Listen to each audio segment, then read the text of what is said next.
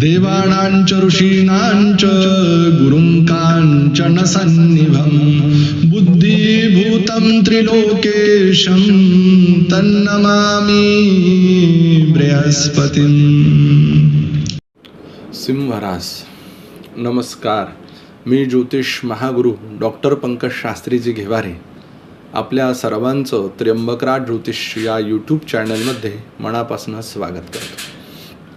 मित्रांनो, आज गुरुग्रहाचं महाराशी परिवर्तन या विषयावरती गुरु महाराजांचं सिंह राशीवरती ग्रह बदलानंतर होणारा हा जो परिणाम आहे या विषयाची माहिती आपण आज घेणार आहोत.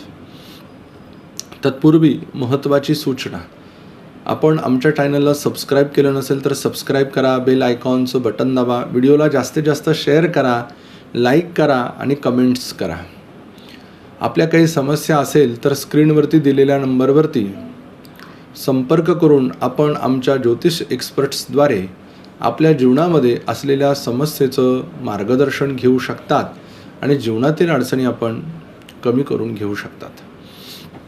गुरुग्रह म्हटलं 12 ते 13 महिन्यानं आपलं राशी परिवर्तन गुरु महाराज करत असतात आणि 12ही राशींवर त्यांचे विविध परिणाम होत असतात. प्रत्येक जातकाला कुतूहल असतं की गुरु महाराजांचं राशी परिवर्तन म्हणजे माझ्या आयुष्यात नक्की काहीतरी चांगली घटना घडेल किंवा जीवनामध्ये नक्की काहीतरी संकट येईल.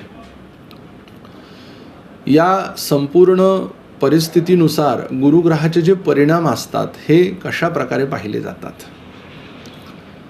चैत्र कृष्ण पक्ष अष्टमी बुधवार या दिवशी म्हणजेच 1 मे 2024 दुपारी 12:56 गुरुग्रह मेष राशीतनं वृषभ राशीमध्ये येतोय.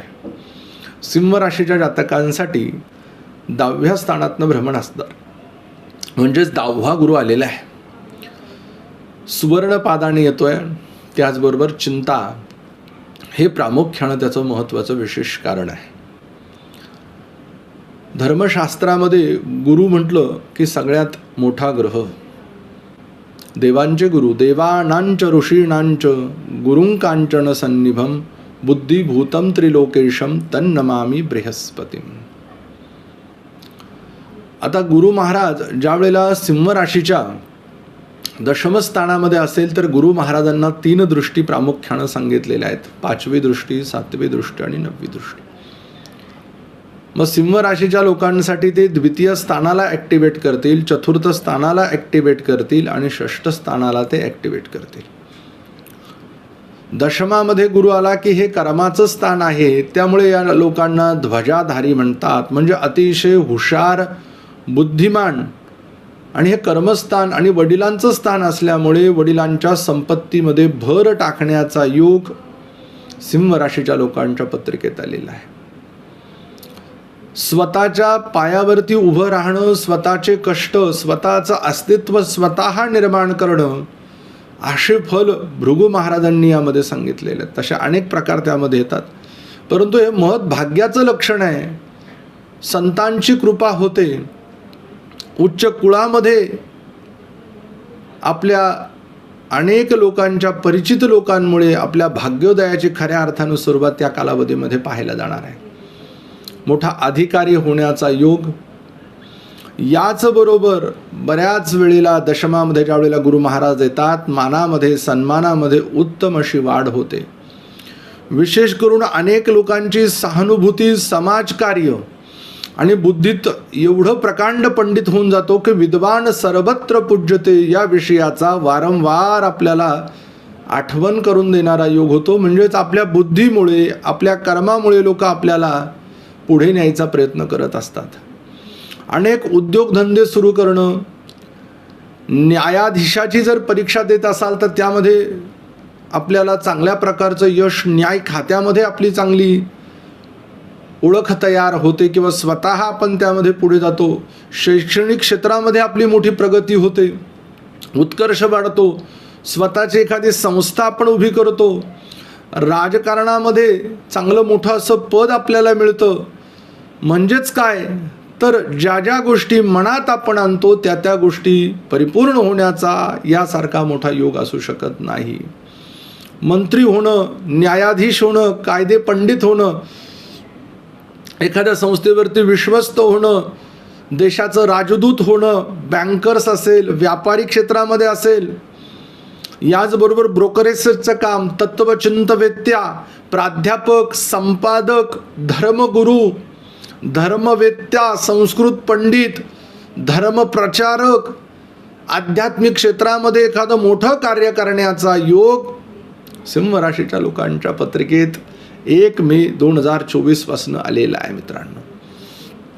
याचबरोबर गुरु महाराजांची पंचम दृष्टी द्वितीय स्थानावरती गेल्यामुळे धनाची स्थिरता, धनयोग वाढण्याचा योग, कुटुंबाला आर्थिक मदत करण्याचा योग, कुटुंबाच्या सर्व सुखामध्ये जे जे परिवारानं मागावं ते तुम्ही पूर्ण करून द्यावं, यांसारख्या योगांची रेलचेल आपल्या आयुष्यामध्ये असणार आहे. त्याचबरोबर सातवी दृष्टी चतुर्थावरती असल्यामुळे स्वतःसाठी वास्तू घेण्याचा योग, वाहन घेण्याचा योग, जमीन जागा घेण्याचा योग, कुठे फिरायला जाण्याची इच्छा होती ती परिपूर्ण करण्याचा योग, आपल्या आईला तीर्थयात्रा घडवून आणण्याचा योग सिंह राशीच्या लोकांच्या पत्रिकेत आलेला आहे. जरी सुवर्णपादाने चिंता जरी म्हटलंय, परंतु या दिवशी जर आपण काही जप अनुष्ठान केलं तर तो छोटासा त्रास असेल तो दूर होऊन जाईल. षष्ठ स्थानावरती नवम दृष्टी आल्या कारणानं ह्या पत्रिकेची जी तीव्रता आहे ही अतिशय मोठ्या प्रमाणात वाढून गेली आहे. म्हणजे काय, मातुल घराण्यातील लोकांचं प्रेम, मातुल घराण्यातील लोकांचं सहकार्य, मित्रांची मदत, शत्रूंचं बळ कमी होणे, यांसारख्या अनेक गोष्टी तुमच्या पथ्यावरती पडणार आहात आणि त्यामध्ये तुम्ही अत्यंत चांगलं असं कार्य करून जाणार आहात.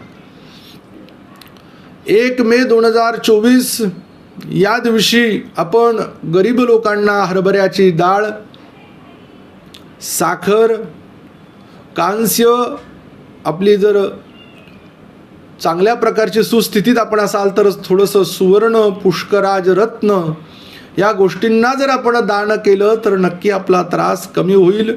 मंत्र ओम बृहस्पतये नमः या मंत्राचा 19,000 जप आपण या दिवशी करावा. तीर्थस्नान करावं, गरिबांना भोजन अन्नदान द्यावं, पिवळ्या वस्त्राचं दान करावं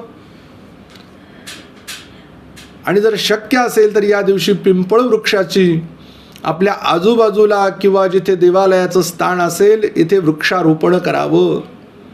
नक्की आपला त्रास संपूर्णतः कमी होईल आणि हे वर्ष गुरुबदलामुळे आपल्यासाठी खूप चांगलं ठरेल. त्यामुळे लवकर भेटू आपण पुढील व्हिडिओमध्ये. तोपर्यंत सर्वांना नमस्कार.